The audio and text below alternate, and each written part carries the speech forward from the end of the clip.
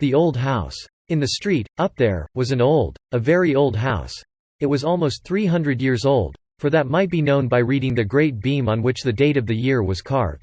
Together with tulips and hop binds there were whole verses spelled as in former times, and over every window was a distorted face cut out in the beam.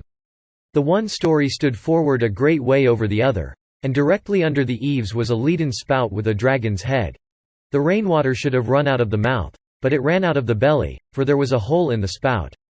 All the other houses in the street were so new and so neat, with large window panes and smooth walls, one could easily see that they would have nothing to do with the old house. They certainly thought, "How long is that old decayed thing to stand here as a spectacle in the street? And then the projecting windows stand so far out, that no one can see from our windows what happens in that direction. The steps are as broad as those of a palace, and as high as to a church tower. The iron railings look just like the door to an old family vault, and then they have brass tops, that's so stupid." On the other side of the street were also new and neat houses, and they thought just as the others did. But at the window opposite the old house there sat a little boy with fresh rosy cheeks and bright beaming eyes. He certainly liked the old house best, and that both in sunshine and moonshine. And when he looked across at the wall where the mortar had fallen out, he could sit and find out there the strangest figures imaginable. Exactly as the street had appeared before, with steps, projecting windows, and pointed gables. He could see soldiers with halberds and spouts where the water ran, like dragons and serpents. That was a house to look at. And there lived an old man, who wore plush breeches, and he had a coat with large brass buttons, and a wig that one could see was a real wig. Every morning there came an old fellow to him who put his rooms in order, and went on errands. Otherwise, the old man in the plush breeches was quite alone in the old house. Now and then he came to the window and looked out, and the little boy nodded to him, and the old man nodded again, and so they became acquaintances, and then they were friends, although they had never spoken to each other, but that made no difference. The little boy heard his parents say, "The old man opposite is very well off, but he is so very, very lonely." The Sunday following, the little boy took something, and wrapped it up in a piece of paper, went downstairs, and stood in the doorway. And when the man who went on errands came past, he said to him, "I say, master, will you give this to the old man over the way from me? I have 2 pewter soldiers. This is one of them, and he shall have it, for I know he is so very, very lonely." And the old errand man looked quite pleased, nodded, and took the pewter soldier over to the old house. Afterwards there came a message. It was to ask if the little boy himself had not a wish to come over and pay a visit. And so he got permission of his parents, and then went over to the old house. And the brass balls on the iron railings shone much brighter than ever. One would have thought they were polished on account of the visit. And it was as if the carved-out trumpeters, for there were trumpeters, who stood in tulips, carved out on the door, blew with all their might. Their cheeks appeared so much rounder than before. Yes, they blew, trataratra. The little boy comes. Trataratra. And then the door opened. The whole passage was hung with portraits of knights in armor, and ladies in silken gowns, and the armor rattled, and the silken gowns rustled. And then there was a flight of stairs which went a good way upwards, and a little way downwards, and then one came on a balcony which was in a very dilapidated state, sure enough, with large holes and long crevices. But grass grew there and leaves out of them altogether, for the whole balcony outside, the yard, and the walls, were overgrown with so much green stuff, that it looked like a garden, only a balcony. Here stood old flower-pots with faces and asses' ears, and the flowers grew just as they liked. One of the pots was quite overrun on all sides with pinks, that is to say, with the green part. Shoot stood by shoot, and it said quite distinctly, "The air has cherished me, the sun has kissed me, and promised me a little flower on Sunday, a little flower on Sunday." And then they entered a chamber where the walls were covered with hog's leather, and printed with gold flowers. "The gilding decays, but hog's leather stays," said the walls. And there stood easy chairs, with such high backs, and so carved out, and with arms on both sides. Sit down, said they. How I creak! Now I shall certainly get the gout, like the old clothespress, And then the little boy came into the room where the projecting windows were, and where the old man sat. "I thank you for the pewter soldier, my little friend," said the old man.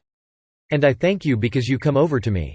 Thanky, or cranky, sounded from all the furniture. There was so much of it, that each article stood in the other's way, to get a look at the little boy. In the middle of the wall hung a picture representing a beautiful lady, so young, so glad, but dressed quite as in former times, with clothes that stood quite stiff, and with powder in her hair. She neither said, "Thankee, thankee," nor, "Cranky, cranky," but looked with her mild eyes at the little boy, who directly asked the old man, "Where did you get her?" "Yonder, at the broker's," said the old man, "where there are so many pictures hanging. No one knows or cares about them, for they are all of them buried. But I knew her in bygone days, and now she has been dead and gone these 50 years." Under the picture, in a glazed frame, there hung a bouquet of withered flowers. They were almost 50 years old, they looked so very old.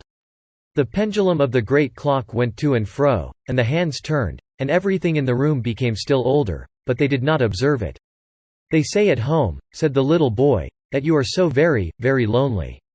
"Oh," said he, "the old thoughts, with what they may bring with them, come and visit me, and now you also come. I am very well off." Then he took a book with pictures in it down from the shelf. There were whole long processions and pageants, with the strangest characters, which one never sees nowadays. Soldiers like the knave of clubs, and citizens with waving flags. The tailors had theirs, with a pair of shears held by 2 lions, and the shoemakers theirs, without boots, but with an eagle that had 2 heads, for the shoemakers must have everything so that they can say, "It is a pair." Yes, that was a picture book. The old man now went into the other room to fetch preserves, apples, and nuts. Yes, it was delightful over there in the old house. "I cannot bear it any longer," said the pewter soldier, who sat on the drawers. "It is so lonely and melancholy here. But when one has been in a family circle one cannot accustom oneself to this life. I cannot bear it any longer. The whole day is so long, and the evenings are still longer. Here it is not at all as it is over the way at your home, where your father and mother spoke so pleasantly, and where you and all your sweet children made such a delightful noise. Nay, how lonely the old man is. Do you think that he gets kisses? Do you think he gets mild eyes, or a Christmas tree? He will get nothing but a grave. I can bear it no longer. You must not let it grieve you so much," said the little boy. "I find it so very delightful here, and then all the old thoughts, with what they may bring with them, they come and visit here. Yes, it's all very well, but I see nothing of them, and I don't know them," said the pewter soldier. "I cannot bear it. But you must," said the little boy. Then in came the old man with the most pleased and happy face, the most delicious preserves, apples, and nuts, and so the little boy thought no more about the pewter soldier. The little boy returned home happy and pleased, and weeks and days passed away, and nods were made to the old house, and from the old house, and then the little boy went over there again. The carved trumpeters blew, trataratra. There is the little boy. Trataratra. And the swords and armor on the knights' portraits rattled, and the silk gowns rustled. The hog's leather spoke, and the old chairs had the gout in their legs and rheumatism in their backs. It was exactly like the first time, for over there one day and hour was just like another. "I cannot bear it," said the pewter soldier. "I have shed pewter tears. It is too melancholy. Rather let me go to the wars and lose arms and legs. It would at least be a change. I cannot bear it longer. Now, I know what it is to have a visit from one's old thoughts, with what they may bring with them. I have had a visit from mine, and you may be sure it is no pleasant thing in the end. I was at last about to jump down from the drawers. I saw you all over there at home so distinctly, as if you really were here. It was again that Sunday morning. All you children stood before the table and sung your psalms, as you do every morning. You stood devoutly with folded hands. And father and mother were just as pious.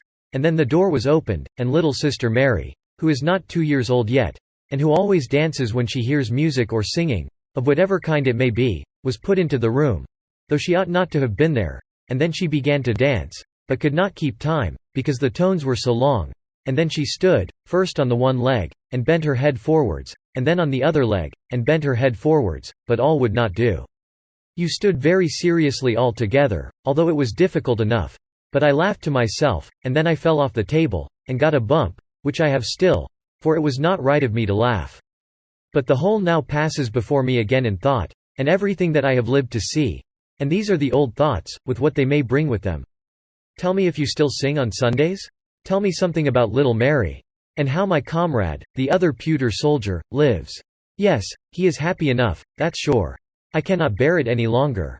You are given away as a present," said the little boy. "You must remain. Can you not understand that?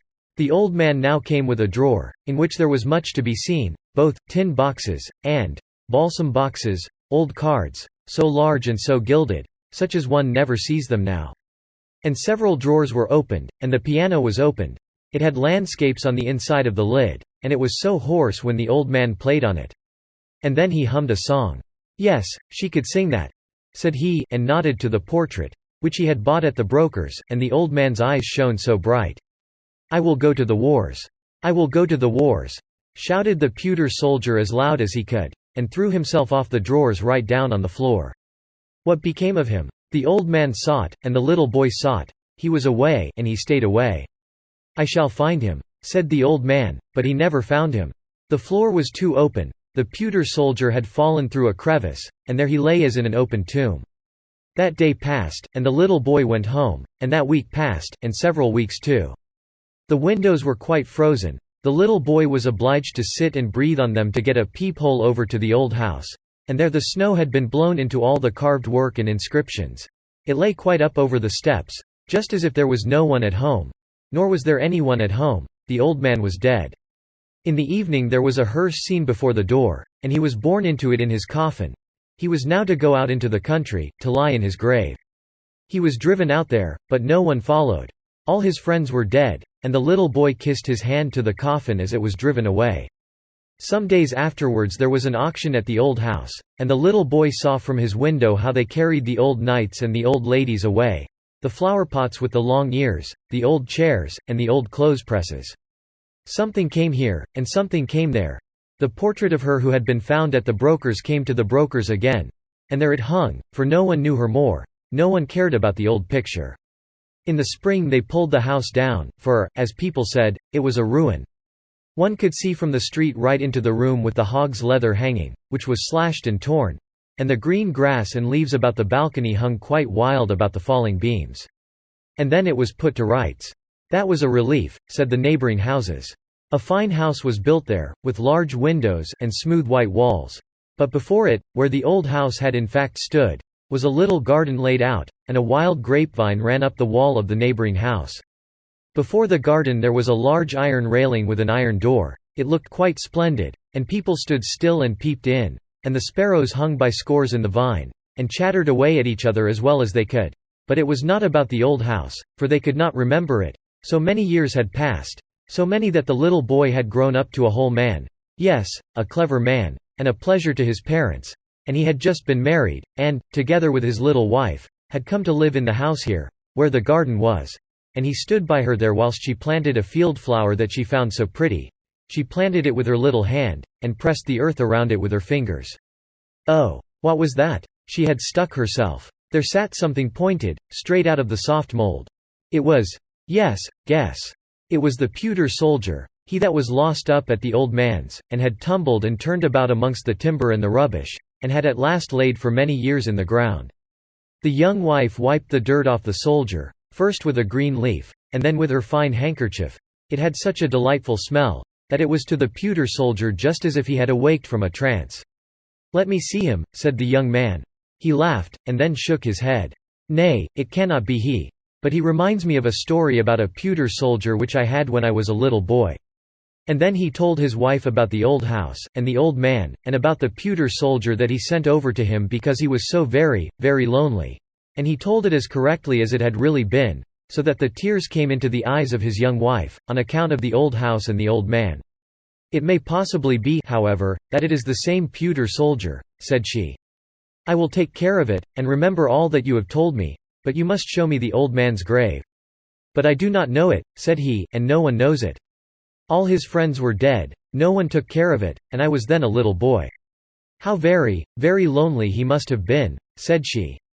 "Very, very lonely," said the pewter soldier. "But it is delightful not to be forgotten." "Delightful!" shouted something close by. But no one, except the pewter soldier, saw that it was a piece of the hog's leather hangings. It had lost all its gilding. It looked like a piece of wet clay, but it had an opinion, and it gave it. "The gilding decays, but hog's leather stays." This the pewter soldier did not believe. If you find it interesting, press the like button, share and subscribe.